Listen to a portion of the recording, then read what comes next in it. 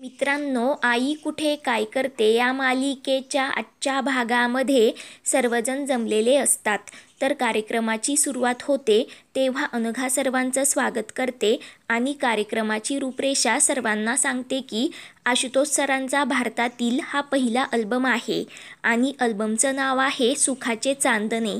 तेव्हा सर्वजण आनंदाने टाळ्या वाजवतात. तेव्हा अनघा आशुतोषला अल्बमबद्दल बोलण्यासाठी पुढे बोलावते. तेव्हा आशुतोष सर्वांचे आभार मानत सांगतो, मी काय खूप मोठा संगीतकार, गायक, वादक वगैरे नाही, परंतु संगीतकलेवर माझं मनापासून प्रेम आहे आणि संगीताचा हा वारसा मला माझ्या वडिलांकडून मिळाला. माझे वडील एक बांधकाम व्यावसायिक होते. लोकांच्या स्वप्नातील घरं ते बांधायचे. स्वप्न पूर्ण होणं म्हणजे काय असतं हे ते दररोज लोकांच्या चेहऱ्यावर पाहायचे. ते उत्तम गायचे, उत्तम हार्मोनियम वाजवायचे. माझे बाबा असं म्हणायचे की मी फक्त पोटापुरता हा व्यवसाय करत आहे, कारण कलेसाठी स्वतःला झुकवून देणं एवढी हिंमत माझ्यात नाही. परंतु या जगामध्ये अशी अनेक माणसं आहेत की त्यांचं ध्येय फक्त उत्तम कलाकार होणं एवढंच असतं. मग अशा माणसांना प्रोत्साहन देण्याचं काम तर आपण करूच शकतो. माझं शिक्षण पूर्ण झाल्यानंतर मी परदेशी गेलो, नोकरी, व्यवसाय केला. परंतु हे सुरू असताना माझ्या घरात, माझ्या गाडीत, माझ्या कानात आणि मनात सतत मराठी गाणी असायची. परदेशात मला अनेक माणसं भेटली जी पैशांकरता तिथे आली होती, परंतु त्यांचा पिंड कलाकारांचा होता. मग दर रविवारी आम्ही भेटायचो, मनसोक्त गाणी गायचो, छोटी छोटी नाटकंही करायचो. मग यातूनच जन्माला आला आमचा पहिला म्युझिक अल्बम, जो कल्पनेपेक्षा पण हिट झाला. त्यानंतर आमचे खूप सारे अल्बम आले आणि त्यानंतर मी कायमचा भारतात राहण्यासाठी आलो. माझा व्यवसाय सुरूच होता, परंतु संगीत मला खुणावत होतं. मग पुन्हा एकदा माणसं जमवली आणि आज एक नवा कोरा अल्बम घेऊन मी तुमच्यासमोर उभा आहे. तेव्हा ते ऐकून सर्वजण खूपच खुश होतात. त्यानंतर आशुतोष पुढे सांगतो, मी माझं संगीत जपू शकलो ते म्हणजे माझा अत्यंत प्रिय मित्र नितीन शहा याच्यामुळे. तेव्हा संजना नितीनला समोर जाण्यासाठी सांगते, परंतु नितीन जात नाही. तर तेव्हा आशुतोष सर्वांना सांगतो की नितीनने माझा कन्स्ट्रक्शनचा बिझनेस अत्यंत चांगल्या पद्धतीने सांभाळला, म्हणूनच मी हे करू शकलो. व नितीनला बोलतो, थँक्स, तुझ्यासारखा मित्र प्रत्येकाला मिळू देत. माझ्या आयुष्यातील तुझं स्थान काय आहे ते मी शब्दातही सांगू शकत नाही.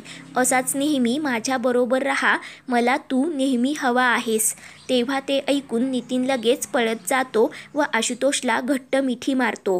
ते पाहून सर्वजण खूपच खुश होतात.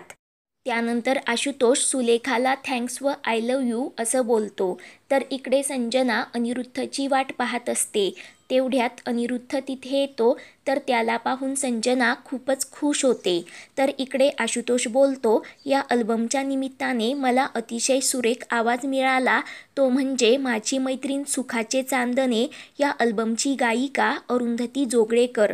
तेव्हा सर्वजण अरुंधतीसाठी टाळ्या वाजवतात.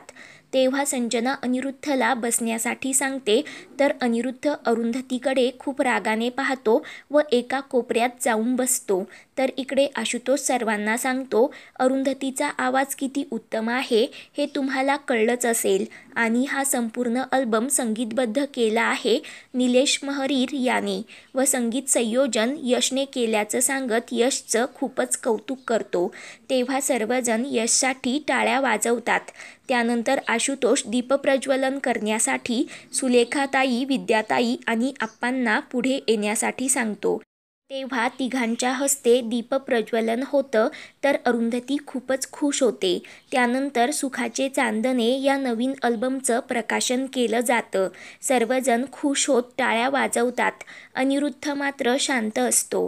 तर आशुतोष आप्पांचे आशीर्वाद घेतो. तर अनघा अल्बममधील गाणं गाण्यासाठी अरुंधतीला समोर बोलावते.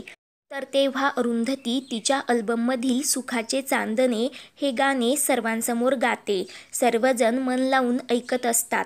तर अरुंधतीला देशमुखांच्या कुटुंबातील आनंदाचे क्षण आठवतात. तेव्हा सर्वजण गाणे ऐकून अरुंधतीची वाहवा करत असतात.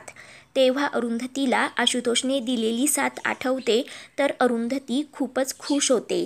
त्यानंतर तिचं लक्ष अनिरुद्धकडे जातं, तर अनिरुद्धने केलेले घाणेरडे आरोप तिला आठवतात. परंतु स्वतःला सावरत अरुंधती गाणं गाते, तर सर्वांचे डोळे पाणवतात. त्यानंतर अनघा अरुंधतीला या गाण्याबद्दल आणि या अल्बमबद्दल तुला काय वाटतं हे आम्हाला तुझ्या तोंडून ऐकायचं असल्याचं सांगते. तर तेव्हा अरुंधती घाबरतच नकार देत असते, परंतु सुलेखा तिला बोलण्यासाठी आग्रह करते. तेव्हा अरुंधती सांगते, आज इथे जे काही घडत आहे ते मला स्वप्नात असल्यासारखं वाटत आहे. आयुष्याच्या या वळणावर ही संधी मला मिळेल असं कधीच वाटलं नव्हतं. गाणं नेहमीच माझ्या सोबतीला होतं, परंतु आज ते तुमचं झालं आणि याचं सर्व श्रेय माझे मित्र आशुतोष व माझा धाकटा मुलगा यश याला जातं, कारण त्यांनी मला वेळोवेळी प्रोत्साहन दिलं. त्याचमुळे मी इथपर्यंत पोहोचू शकले. माझ्या वडिलांसारखे असलेले माझे सासरे, माझे दीर, माझी मुलं, माझ्या सुना हे सतत माझ्या पाठीशी आहेत. तुमच्या सर्वांचे माझ्यावर जे प्रेम आहे त्यामुळे मी इथे पोहोचू शकले. तुमचे आभार कसे मानू त्यासाठी माझ्याकडे शब्द नाही, परंतु एका व्यक्तीचे आभार मला आवर्जून मानायचे आहेत. कारण आशुतोष केळकरांसारखी माणसं या जगात आहेत, म्हणून आमच्यासारख्या लोकांना अशी संधी मिळते. त्यांच्या निस्वार्थी स्वभावामुळे माझ्यासारख्यांना प्रोत्साहन मिळतं. आशुतोष मला भेटले आणि मला नव्याने माझ्यातील अरुंधती दिसली.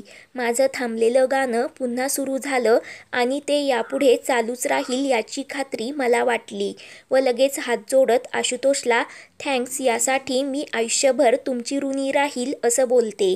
ते ऐकून आशुतोषला मोठा धक्काच बसतो. तेव्हा ते पाहून अनिरुद्धचा खूपच जळफळाट होतो. त्यानंतर प्रेस कॉन्फरन्सला सुरुवात होते. तेव्हा आशुतोष आम्ही लवकरच एक संगीत विद्यालय सुरू करणार असल्याचं अनाऊन्स करतो, तर सर्वजण खूपच खुश होतात. तर तेव्हा आशुतोष म्युझिक स्कूलबद्दल सर्व काही डिटेल्स सांगतो व माझी पार्टनर अरुंधती देशमुख असणार असल्याचं सर्वांसमोर जाहीर करतो. ते ऐकून अनिरुद्ध संजनाचा जळफळाट होतो, तर बाकी सर्वजण खूपच खुश असतात. त्यानंतर प्रेसवाले खूप सारे प्रश्न आशुतोषला विचारत असतात की तुम्ही नवोदित गायिकेला अल्बमसाठी निवडलत, यात तुम्हाला रिस्क वाटली नाही का? त्यावर आशुतोष नकार देत त्याचं उदाहरण आणि त्याचं फळ तुमच्या सर्वांसमोर असल्याचं सांगतो. तर इकडे अनिरुद्ध संजनाला खुणावत मला का बोलवलं असं विचारतो, तर संजना त्याला थोडं थांब असा इशारा करते. आणि त्यानंतर आशुतोष व अरुंधती पत्रकारांनी विचारलेल्या प्रश्नांची सडेतोड उत्तरं देत असतात. पुढील भागामध्ये आपण पाहणार आहोत की अरुंधती वाघीण बनून अनिरुद्धवर धावून जाणार आहे. पुढील भागांच्या अपडेट्ससाठी चॅनलला सबस्क्राईब करा.